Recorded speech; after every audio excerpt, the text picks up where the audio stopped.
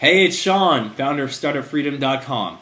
Today we're speaking with Tony Schwartz, best-selling author and Chief Energy Officer of the Energy Project.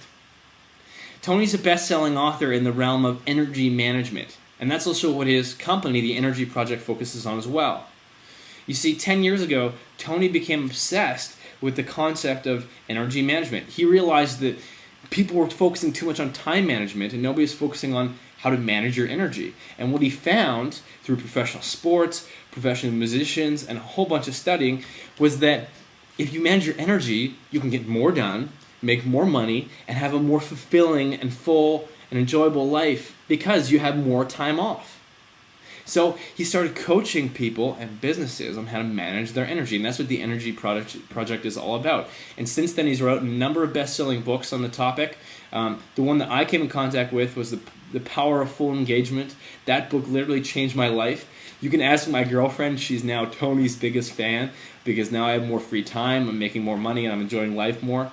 And his most recent book, The Way We're Working Isn't Working, is also a bestseller, and it's been incredible. Tony's been featured on CNN and every other major media outlet you can think of. And I'm really excited to talk with him in this interview about how to manage your energy so that you can make more money and at the same time enjoy life more. And also to talk about how he started and grown such a successful consulting and coaching business using online medium, because that's something we haven't talked about yet here. I'm really excited Tony's here, live from his place in New York. Hey Tony, you there? Hey, I'm here. Thanks for that great introduction, Sean. It's a pleasure, Tony. I saw your information. I saw you speaking at Evan Pagan's Get to Altitude seminar probably almost 2 years ago, almost 3 years ago now, and your stuff has really helped me since then, and so I'm really excited to have you on. Great. Happy to be here. Yeah, so maybe start out by telling where people can find out more about you, so as we're talking or after we're talking, they know where to go. Yes, I don't multitask, folks. Write this down and then hang in here with us. TheEnergyProject.com is really our home, TheEnergyProject.com, and I'm on Twitter. My handle is Tony Schwartz, and Facebook, and you can get me pretty much everywhere. So take a look. Awesome. So maybe start out by your story. You started the Energy Project 8 years ago. Maybe talk about how you got to that point, and then some of the things you've learned about how to manage energy. Yeah, so I've been a kind of a seeker since I was 16 years old. Mm-hmm. When other people in my generation, and I'm dating myself here, but other people in my generation were protesting the war in Vietnam, I was running sensitivity training groups in my high school. I was just interested in how do people learn and grow and get better at what they do and go deeper. And that really has been part of me forever. I in effect practiced it as a journalist first for 20, 25 years. But you know what, as a journalist, you're on the outside looking in. And I really wanted to be on the inside and, really connecting directly with people and not writing about what other people did. And so there came this point in my life where I decided to make this switch, and it was a pretty profound switch to make in my early 40s, but I felt such passion about it that I went and did it and launched an organization which was really an excuse for me to continue to explore the areas of growth that were most compelling to me. Awesome. And so what exactly does the Energy Project do for businesses and individuals? So what we do is we energize individuals and organizations. We're living in a time when the demand in people's lives is unprecedented. It's as high as it's ever been. And because capacity, the sort of fuel in your tank, the thing that energy provides, because capacity is something we've mostly taken for granted, we've been interested in managing our time, but we never really thought, which is outside us, but we never really thought about managing our energy, which is inside us. It really occurred to me that there was a way to go at that, and that's really what the energy is about. The Energy Project is about. It's about systematically building and learning how to regularly renew the energy in your system inside you. The inside you part is something most of us haven't conjured with. The inner life. It's sort of kind of a mysterious terra incognita, vast unexplored territory. but full of enormous potential. And so we've looked at it in terms of energy, we've looked at it using the science of high performance to understand the energy factors that influence great sustainable performance: physical, emotional, mental, and spiritual. 4 different categories. Yeah. So you speak about, you mentioned about demands. Can you give us some examples about demands? I love when you talk about demands. You talk about how email is stalking you and that sort of stuff. Could you talk about some typical demands for people that are starting a business? Well, first of all, think about demand even beyond business, because, demand is demand, whether it's inside your work or outside your work. There's no separation anymore, and not the least of the reasons is the change in technology. Wherever you are, you're connected to everything, and that means you're never disconnected from anything.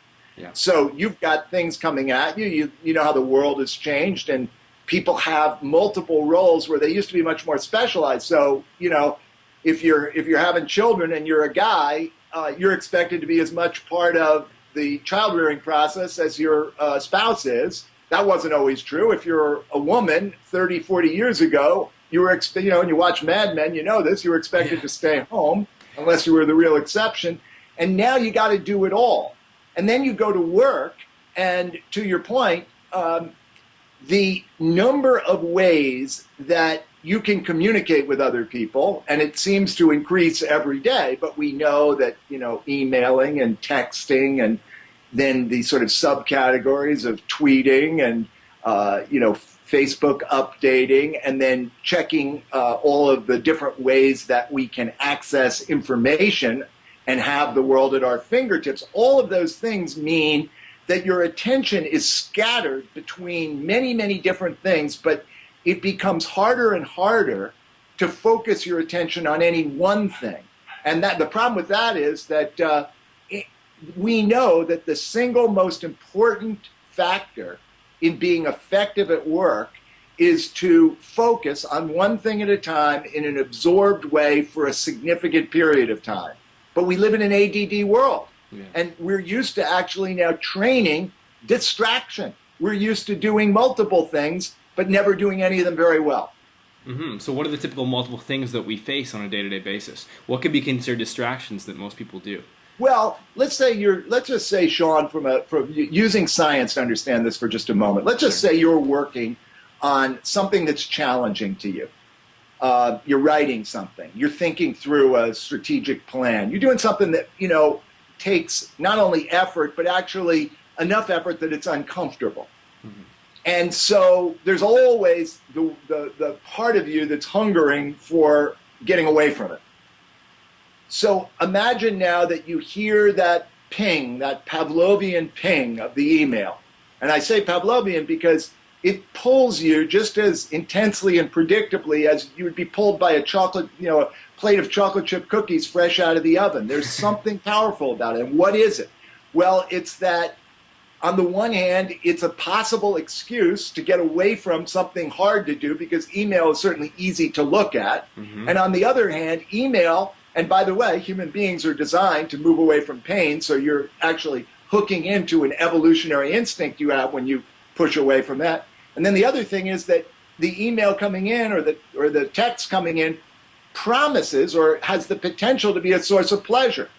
It rarely is, but hope springs eternal, so you move toward it. Yeah. Now, what happens when you do that? Well, what happens is that the amount of time necessary to finish the challenging task you were working on increases by an average of 25%.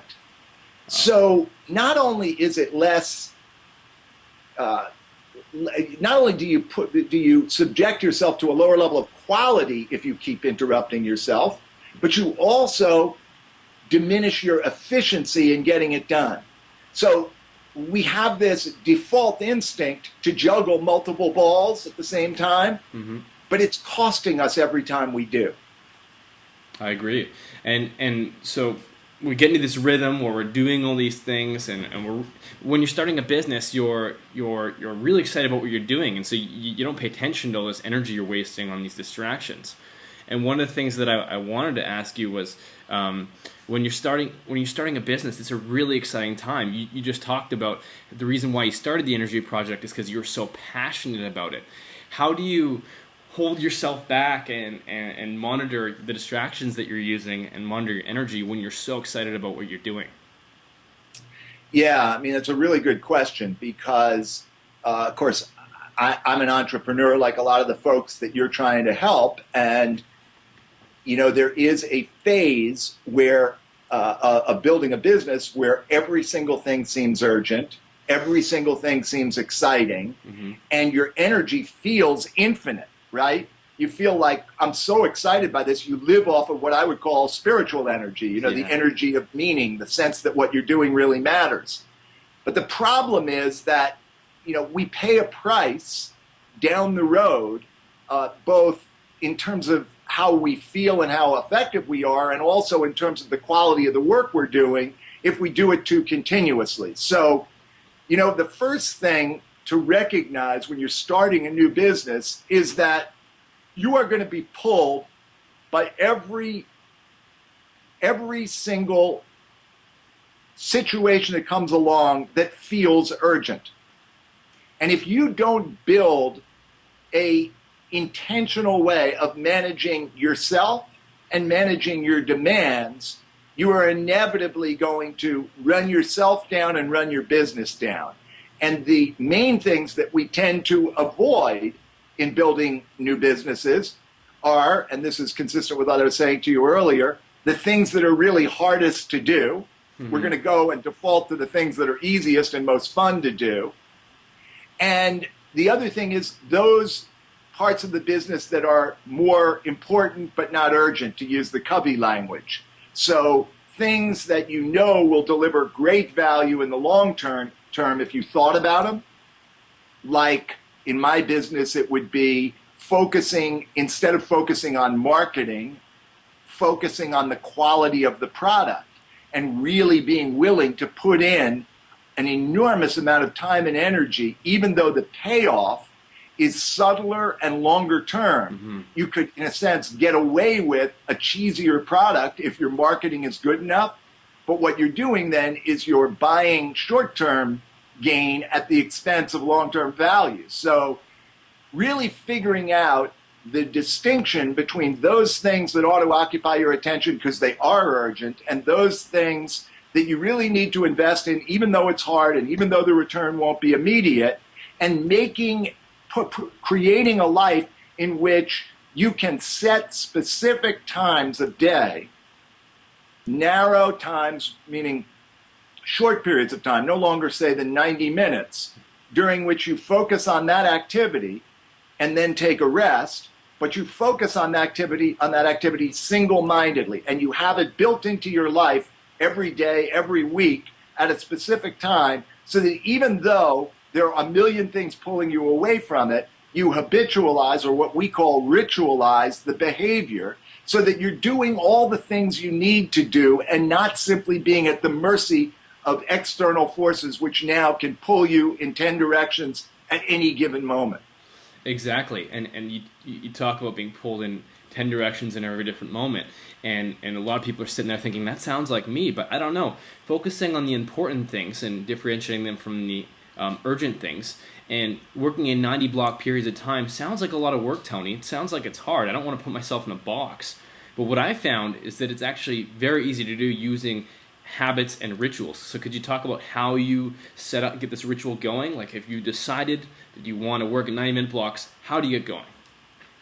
Yeah, so one of the things, Sean, I would say is that I'm going to give you a sort of a quick sense of it. And for somebody who really is serious about it as you were, obviously it pays to get a deeper level of information. And the first place I'd send people is to The Way We're Working Isn't Working, which really spells this out in much greater detail, and also on our website. But put simply, one of the things we don't understand about the way we are as human beings, the way we're designed, is that we have a very limited reservoir of will and discipline, of the things we think we need to use to get things done. That's what we assume we need, will and discipline. Yes. The problem is that reservoir is one reservoir, and it gets drawn down during the day by anything you do that requires its use. And that could be resist a chocolate chip cookie. It could be resist an email. It could be, do a hard task. It could be any of a number of things